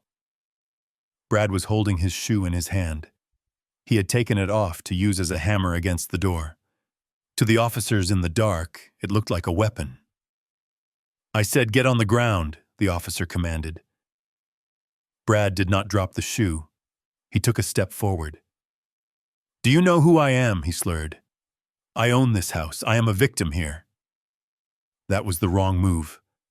2 officers rushed him. They moved with the speed of men who deal with danger every night. One of them swept Brad's legs. He hit the grass with a heavy thud. The air left his lungs in a gasp. His face was pressed into the wet dirt of the lawn he refused to mow. His arm was twisted behind his back. The cold steel of handcuffs clicked around his wrists. "You are breaking my arm," Brad screamed. "I am going to sue you. I am going to sue everyone." Megan tried to stand up. She tried to run toward him. "Brad," she wailed. "Ma'am, stay where you are," a female officer yelled, pointing a taser at her. "Hands where I can see them." "I live here," Megan sobbed. "I am Megan Reeves. This is my father's house." The officer did not lower the weapon. "We have a report of a break-in at a property owned by Red Shark Holdings. The owner is not listed as Reeves. Now get on your knees and put your hands behind your head." Megan froze. The name hit her like a physical blow. Red Shark Holdings. She looked at the house. She looked at the blinding lights. She looked at the black door that refused to open. She slowly sank to her knees. Her designer dress was soaked in the mud. Her expensive purse lay open on the grass, spilling lipstick and maxed-out credit cards onto the ground. The siren finally cut off, leaving a ringing silence in the air. The only sounds were the heavy breathing of the officers and the sobbing of my daughter. I imagined the neighbors were watching from their windows. I imagined they saw the flashing lights and the handcuffed couple being dragged toward the squad cars. They probably shook their heads. They probably thought it was a tragedy. But I knew the truth. It was not a tragedy. It was a correction. The officer pulled Brad to his feet. Brad was crying now. The alcohol was wearing off, and the reality was setting in. "Check the door," he pleaded. "Just check the door. My key works. I swear it works." The officer looked at the door. He looked at the sleek black biometric lock. He looked back at the cheap metal key in Brad's hand. "That key does not fit that lock, son," the officer said. He shoved Brad into the back of the cruiser. Brad hit his head on the doorframe. He slumped against the seat, defeated. Megan was placed in the second car. She pressed her face against the window. She was looking at the front door. Under the harsh glare of the security lights, she finally saw something she had missed in the chaos. She saw the white piece of paper taped behind the glass. She saw her name written in black marker. But the car was already moving. She could not read it yet. She could only wonder. The convoy of police cars pulled away. The red and blue lights faded into the distance. The house stood silent again.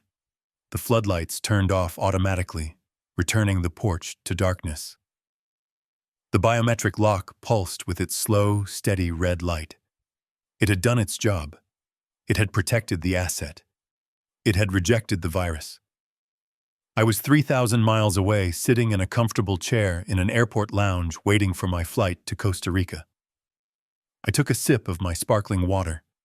I checked my watch. "Right on time," I whispered. The first domino had fallen. The crash was loud. The damage was total. And the best part was that I did not have to lift a finger. I just had to change a lock and let gravity do the rest. The back of a police cruiser is a cold and unforgiving place. It is designed to strip away your ego.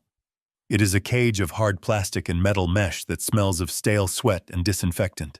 Megan sat in the back of the first cruiser, her hands cuffed behind her back, pressing uncomfortably against her spine. The mud from the lawn was drying on her expensive dress, turning into a crusty gray shell. She was shivering uncontrollably, but it was not from the cold. It was from the shock. Outside the car, Brad was still arguing. He was leaning against the hood of the second cruiser, shouting at the sergeant. His voice was hoarse, a mixture of drunken bravado and rising panic. He kept repeating the same phrase over and over like a broken record. "You cannot do this. I have rights. This is my property." The sergeant was a man named Miller. He was older, with gray hair cut close to his scalp, and eyes that had seen every kind of lie a human being can tell. He did not look impressed by Brad's shouting. He looked bored. He held a tablet in his hand, the screen glowing blue in the darkness. "Mr. Wilson," the sergeant said calmly, cutting through Brad's tirade, "I am going to show you this exactly one time. Look at the screen." He held the tablet up. Brad squinted at it, blinking against the glare. Megan pressed her face against the window of her car, trying to see what was happening. "That is the property deed recorded with the county clerk," the sergeant said. "Look at the timestamp. It was filed yesterday at 11:30 a.m. The owner is listed as Red Shark Holdings, LLC. The sale was a cash transaction. It is closed. It is final. You are standing on corporate property, and you just tried to smash their front door with a rock." Brad stared at the screen. His mouth opened and closed like a fish on a dock. "Yesterday," he whispered. "But we were here yesterday morning. The old man was here." The sergeant swiped the screen. "And here is the transfer authorization signed by one Clinton Reeves. The signature is notarized." Brad looked at the signature. It was Clint's handwriting. Sharp, angular, and precise. It was the signature of a man who knew exactly what he was doing. "He sold it," Brad stammered. "He sold it while we were on the plane." The sergeant put the tablet away. He looked at the house. The floodlights had turned off, but the porch was still illuminated by the tactical lights from the police cars. He pointed a gloved finger toward the front door. "The new owners stated that the previous tenant left a communication for you," the sergeant said. "We are tagging it as evidence, but I think you should read it. It might explain why you are going to jail tonight instead of sleeping in a king-sized bed." He walked over to Megan's car and opened the door. He did not uncuff her. He just leaned in. "Ma'am," he said, "do you see the note on the door?" Megan looked. Under the beam of the sergeant's flashlight, the white piece of paper taped to the glass seemed to glow. She could see her name written in black marker. It was her father's handwriting. "Bring her closer," the sergeant ordered. Another officer grabbed Megan's arm and guided her out of the car. She stumbled, her legs numb. They walked her up the driveway. The gravel crunched under her broken shoe. Every step felt like a march to the gallows. They stopped at the bottom of the porch steps. The sergeant shone his light directly on the paper. "Read it," he said. Megan squinted. Her eyes were swollen from crying. She started to read. At first, the words were just ink on paper. But as her brain processed them, they turned into a voice. It was her father's voice.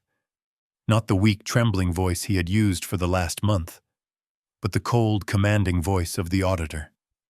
The voice of the man who used to put criminals in prison. To Megan and Brad, the letter began. "I know about the Bluetooth." Megan stopped breathing.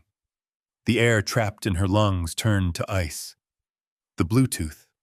The garage. The conversation she had with Brad about the nursing home. He had heard it. He had heard every word. She read on. "I know you plan to put me in the state wing of Sunset Pines.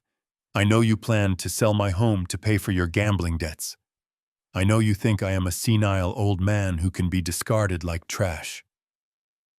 Megan felt a wave of nausea. He knew. He had been playing them the whole time. The dinner, the signing of the papers, the smile as they left for the airport. It was all a performance. But the next paragraph was the one that made her knees buckle. "I also know about the blue pill." Megan let out a small whimper. Brad, who had been dragged up beside her, went rigid. "I know you swapped my heart medication for Halcyon," the letter continued. "I know you wanted to sedate me so I would not interfere with your open house. Attempted poisoning of an elderly person is a serious crime, Megan. I did not take the pill. I gave it to the ficus tree in the kitchen. You will find the dead tree on the island. The police can analyze the soil if they need further evidence for the indictment." Megan stared at the words. Indictment. Poisoning. This was not just a family dispute anymore. This was a felony. He had evidence. He had the pill. He had the tree. She looked at Brad. His face was the color of ash. He understood what this meant. They were not just homeless. They were looking at prison time. The letter ended with a final brutal blow. The money from the house sale is in an irrevocable trust for Leo. You cannot touch it. The credit cards you opened in my name have been reported as fraudulent. The bank knows it was you, Brad. They have your IP address. Enjoy the night. Clint. Megan stared at the signature. It was just a name, but it felt like a judge's gavel slamming down.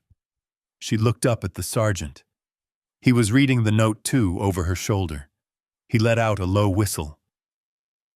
That is a lot of probable cause right there, the sergeant said. He looked at Megan with a new expression. It was not boredom anymore. It was disgust. You tried to drug your own father. No, Megan whispered. It was just to help him sleep. He was confused. You have the right to remain silent, the sergeant said, cutting her off. And I suggest you use it. Because based on this note, your father is not confused. He is 5 steps ahead of you. Brad started to struggle. He pulled against the handcuffs. This is a setup, he screamed. The old man is crazy. He is lying. The sergeant nodded to the other officers. Get them out of here. Book them for trespassing and breaking and entering. And get detectives on the fraud and assault charges in the morning. The officers grabbed them. Megan was dragged back toward the car. She twisted her head, looking back at the house. The note was still there, taped to the glass. It was the only thing left of her father. A white flag of surrender that she had forced him to wave. But he hadn't surrendered. He had detonated the bridge while they were still standing on it. As the police car door slammed shut, trapping her inside, Megan realized the true horror of her situation. She was broke. She was homeless. She was facing criminal charges. And the only person who could have saved her, the only person who had always saved her, was the man she had tried to destroy. She leaned her head against the cold window and screamed. It was a silent scream lost in the back of a police cruiser speeding toward a jail cell. The house grew smaller in the rearview mirror, a fortress of justice standing silent under the moon. And somewhere far away, she knew her father was sleeping soundly for the first time in years. The back of a police car is soundproof to the outside world, but inside it is an echo chamber for panic. Brad sat slumped against the plastic seat, his hands cuffed behind him, his forehead resting against the metal mesh that separated him from the officers in the front. He was sobering up fast, and with sobriety came terror. The officer driving the cruiser was not in a hurry. He was filling out paperwork on a laptop while the car idled in the driveway. The red and blue lights were still flashing, painting the neighborhood in a chaotic disco rhythm. Then Brad's phone rang. It was in his jacket pocket. The jacket he was still wearing even though his hands were cuffed. The ringing was loud and insistent. It was a default ringtone, but to Brad it sounded like a funeral dirge. The officer in the passenger seat turned around. You want to get that? He asked sarcastically. Oh, wait, you can't. Brad's face went pale. Please, he begged. Please answer it. It might be my lawyer. The officer sighed. He reached over the seat and fished the phone out of Brad's pocket. He looked at the screen. Caller ID says Big Tony, the officer said, raising an eyebrow. Is that your lawyer, son? Sounds more like a pizza guy or a loan shark. Brad started to hyperventilate. Don't answer it, he whispered. Just let it ring. But the officer pressed the speaker button. Hello, the officer said cheerfully. This is Officer Miller of the Seattle Police Department. Who is this? There was a long silence on the other end. Then a voice spoke. It was deep, calm, and terrifyingly professional. Officer Miller, I seem to have dialed the wrong number. I was looking for Mr. Wilson. Mr. Wilson is currently indisposed. Officer Miller said, looking at Brad in the rearview mirror. He is being transported to the precinct for booking on charges of trespassing and breaking and entering. Can I take a message? Another pause. Tell Mr. Wilson that his grace period expired at midnight, the voice said. Tell him that assets are being liquidated as we speak. Click. The line went dead. Brad let out a moan that sounded like a wounded animal. He slammed his head against the window. No, no, no, he sobbed. They are going to kill me. They are going to kill me. In the second cruiser parked right behind them, Megan was watching her husband unravel. She could not hear the phone call, but she could see Brad thrashing against his restraints. She saw the terror in his eyes. Suddenly, the officer in Brad's car opened the door. He leaned in. Your friend Tony seems upset, he said. He mentioned liquidating assets. Care to explain?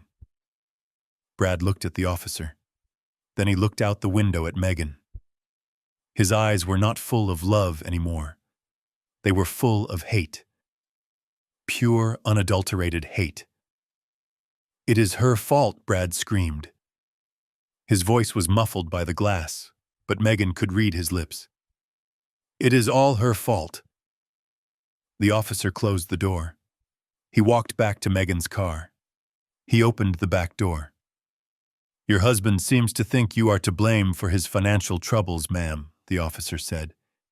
He is saying something about a plan you cooked up. Something about you guaranteeing the money. Megan felt a cold knot in her stomach. Brad was turning on her. Of course he was. He was a coward. He is lying. Megan said, her voice trembling. He is the one with the gambling problem. He is the one who owes money to criminals. Suddenly, the door of the first cruiser flew open. Brad had managed to kick it with his legs. He tumbled out onto the driveway, landing hard on his shoulder. He scrambled to his knees, shouting at the top of his lungs. You stupid witch, Brad screamed at Megan. You said the old man was senile. You said he would sign anything. You said we would have the money by Tuesday. He tried to run toward Megan's car. He looked insane, his suit torn, his hair wild. Officers tackled him before he got 2 steps, but he kept screaming. I borrowed 50 grand against that house, Megan. Because of you. Because you said it was a sure thing. Now they are going to break my legs. And it is all your fault. Megan watched him being pressed into the gravel.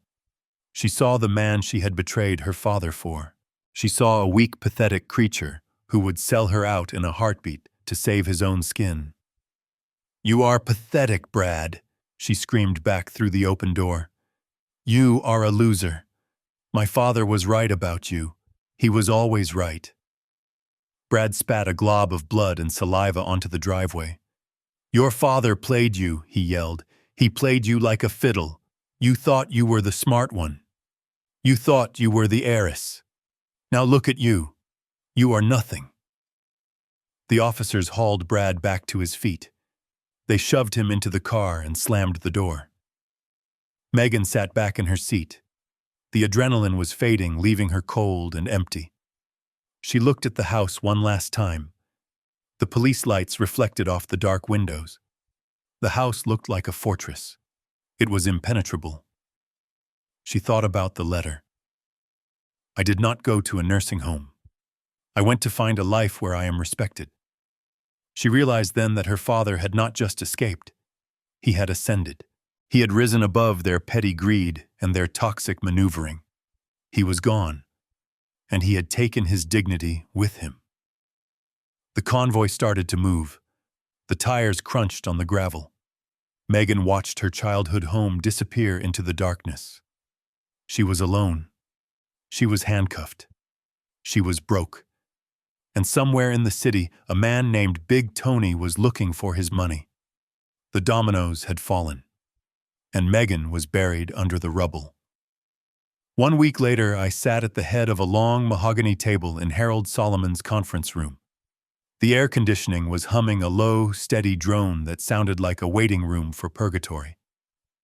On one side of the table sat Harold and me. On the other side sat Megan, Brad, and a lawyer they had hired from a billboard advertisement. His name was Mr. Green, and he wore a suit that was 2 sizes too big and smelled of cheap cologne. Megan looked like a ghost. Her hair was pulled back in a severe bun, and she wore no makeup. The circles under her eyes were dark bruises of exhaustion. She had spent 2 nights in jail before making bail, and the experience had stripped away her arrogance. Brad sat as far away from her as possible. His arm was in a sling from where he had fallen on the driveway. He refused to look at me. He refused to look at Megan. He just stared at the pitcher of water in the center of the table as if he wanted to drown in it. Mr. Green cleared his throat. He shuffled a stack of papers that looked impressive but meant nothing. "We are here to discuss the illegal seizure of my client's assets," he began. His voice was nasally and irritating. Mr. Reeves took advantage of his position as a trustee to liquidate a property that was promised to my client. Furthermore, we contend that Mr. Reeves was not of sound mind when he executed the sale. We are filing a motion to annul the sale and return the funds to the joint estate. I looked at Harold. He was leaning back in his chair, cleaning his glasses with a silk cloth. He looked like a panther watching a mouse try to explain why it should not be eaten. "Are you finished?" Mr. Green, Harold asked softly. Mr. Green puffed out his chest. "We are also seeking damages for emotional distress and false imprisonment due to the incident with the security system. We want the $800,000 returned immediately, plus punitive damages." I laughed. It was a short, sharp sound. Mr. Green glared at me. "You find this funny, Mr. Reeves?" "I find it adorable," I said. I leaned forward, resting my elbows on the table. "You think this is a negotiation? You think you have leverage? You have nothing." Harold put his glasses back on. He opened a black folder that had been sitting in front of him. He did not slide it across the table. He just opened it so the contents were visible to him alone. "Mr. Green," Harold said, "before you file those motions, you should know that my client has prepared a counterfiling. It is not a civil suit. It is a criminal dossier." Brad's head snapped up. "Criminal," he squeaked. Harold pulled out a photo. It was a picture of the text messages from Brad's burner phone, the ones from the woman named Candy. "Exhibit A," Harold said. "Proof of infidelity and conspiracy to defraud a senior citizen." "Brad, you were borrowing money from loan sharks based on the promise of selling a house you did not own. That is called fraud by deception." Megan turned to look at Brad. Her eyes were wide with betrayal. "You told me it was for business," she whispered. "You told me the loans were for the startup." Brad shrank into his chair. He did not deny it. Harold pulled out a second document. It was a lab report from a private toxicology firm. "Exhibit B," Harold continued. "This is the analysis of the soil from the potted ficus tree found in the kitchen of the former residence. The soil tested positive for a lethal concentration of triazolam." The room went dead silent. Mr. Green stopped shuffling his papers.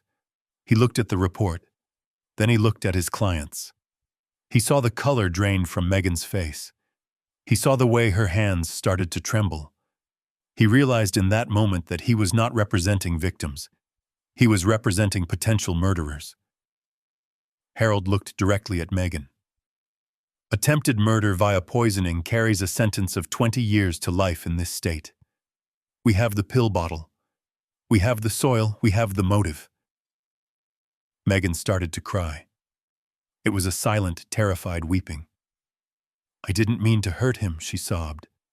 "I just wanted him to sleep. I just wanted the house." Mr. Green closed his briefcase. "I cannot represent you in a criminal matter," he said, standing up. "I am a civil attorney. This meeting is over." "Sit down," Harold commanded. His voice cracked like a whip. Mr. Green sat down. He looked terrified. "We are not going to the police," Harold said. "Not yet. My client is a generous man. He is offering you a deal." I watched them. I watched the hope flicker in their eyes. They were rats in a trap looking for the piece of cheese. "What deal?" Brad asked. His voice was hoarse. I spoke for the first time. I looked at Megan. I looked at the daughter I had raised, and I saw that there was nothing left to say. But there was someone else. "Leo," I said. Megan wiped her eyes. "What about Leo?" "You are unfit parents," I said. "You are gamblers. You are thieves. You are attempted murderers. You are dragging that boy into a life of debt and instability. I will not allow it." I slid a document across the table. It was a single page. Simple. Brutal. "You will sign full legal custody of Leo over to me," I said. "You will waive all parental rights. You will agree to a restraining order preventing you from coming within 500 feet of him or me." Megan gasped. "You want to take my son?" "I am saving your son," I corrected her. "And in exchange," Brad asked. He was leaning forward. He did not care about the boy. He cared about his own skin. "In exchange," I said, "I will destroy the soil sample. I will delete the photos of the text messages. I will not press charges for the credit card fraud. I will not send you to prison." I looked at Brad. "You can walk out of here today free. You will be broke. You will have to deal with your loan sharks on your own. But you will not be in a cage." Brad grabbed the pen.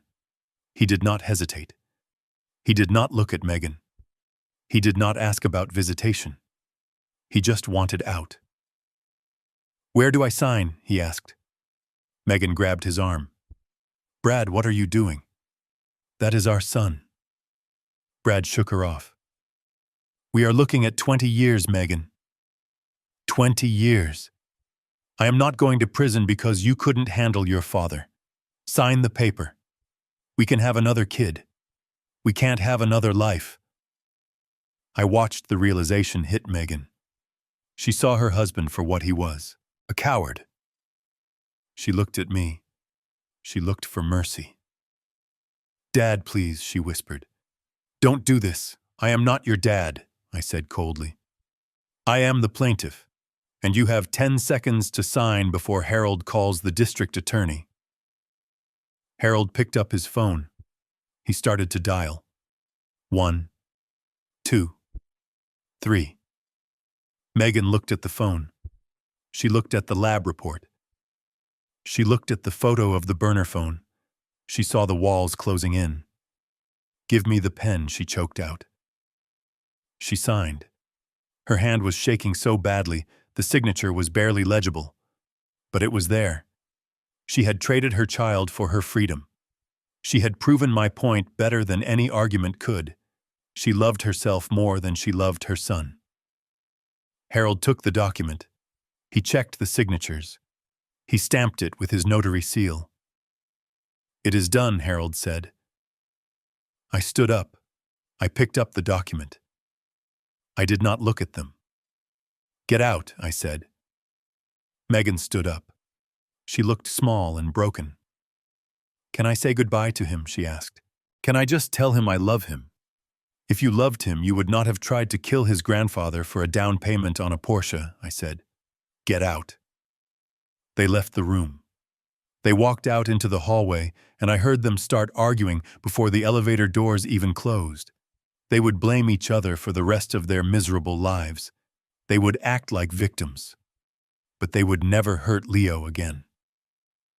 I walked to the window and looked out at the city. I felt a weight lift off my chest.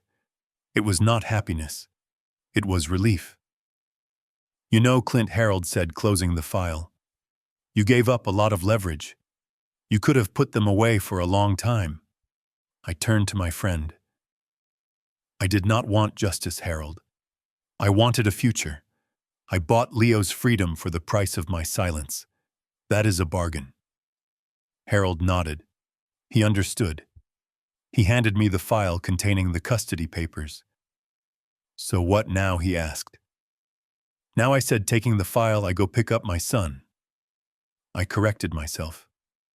my grandson. But in my heart, I knew he was my son now. I would raise him to be a man of honor. I would raise him to know the value of $1 and the value of a promise. And I would make sure he never ever became someone like his parents. I walked out of the conference room. I had no house. I had no daughter. But I had the one thing that mattered. I had the next generation. And this time I was going to get it right. The water of the lake was perfectly still. It reflected the tall pine trees and the gray sky like a mirror. It was a small cabin 2 hours north of the city, far away from the noise of traffic and the reach of greedy relatives. It was not a mansion. It did not have a granite fireplace or smart locks. It had a wood stove and a porch that smelled of cedar. It was small. It was simple. And it was the most beautiful place I had ever seen, because it was paid for with clean money and inhabited by a clean conscience.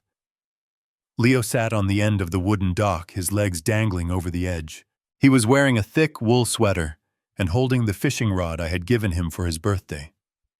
He was not looking at an iPad. He was not worrying about his parents arguing over gambling debts. He was watching the red and white bobber float on the surface of the water, waiting for a ripple. I sat in the folding chair behind him, sipping coffee from a metal thermos. The air was crisp and cold, but I did not feel the chill. For the first time in months, the knot of anxiety in my chest was gone. People tell you that blood is thicker than water. They tell you that you must forgive family no matter what they do because they are your kin. I used to believe that. I used to believe that being a father meant being a doormat. I used to believe that love meant letting someone drain you dry until there was nothing left but a husk. But looking at the back of my grandson's head, I realized that is a lie. That is a lie told by predators to keep their prey close. I do not know where Megan and Brad are living today. I do not know if they are working minimum wage jobs or if they are running a new scam in a new city. To be honest, I do not care. They are strangers to me now. They are just names on a legal document that severed our connection forever. They chose money over loyalty.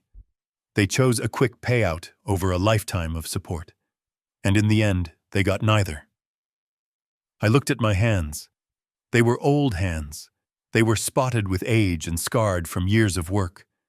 But they were strong enough to hold a fishing rod. They were strong enough to sign a check. And they were strong enough to protect the one person in this world who actually needed me. I learned the hard way that family is not about DNA. It is not about who you share a last name with or whose eyes you have. Biology is just an accident of birth. Family are the people who do not look at you and see a burden. Family are the people who do not count the days until you die so they can sell your things. Family are the people who respect your dignity when you are too old to fight for it yourself. Grandpa Leo whispered, breaking the silence. He pointed at the water. I think I got one. I watched the line go tight. I saw the tip of the rod bend. I watched him reel it in with a focus that reminded me of myself 40 years ago. I stood up and walked to the edge of the dock. I reached out and put a hand on his shoulder to steady him. I got you, son, I said. I am right here. He looked up at me and smiled. It was a real smile. It was not a smile asking for money. It was not a smile hiding a lie. It was just joy. We landed the fish. It was small, but to us it was a trophy. We released it back into the water and watched it swim away. I sat back down and looked out at the horizon. The sun was starting to break through the clouds, casting a golden light on the water. My daughter wanted to get rid of me. She wanted to erase me. Instead, she gave me a new life. She gave me a second chance to be a father, but this time to a boy who deserved it. I took a deep breath of the pine-scented air. I was 72 years old. I had lost a house, but I had found a home. The bobber floated on the water. The world was quiet. And finally, so was my heart. I learned that being a parent does not mean setting yourself on fire to keep your children warm. For years, I thought love was about endless giving, but I realized that true love also means teaching consequences. By protecting my assets, I did not just save my dignity, I saved my grandson from a toxic legacy. We often fear being alone, but solitude with respect is far better than company with contempt. Do not let blood be an excuse for abuse. When the roots are rotten, you must cut the tree down to let the new saplings grow. If you have ever had to stand your ground against family, hit that like button and subscribe for more stories of justice served cold. Let me know in the comments, would you have forgiven them or did I do the right thing?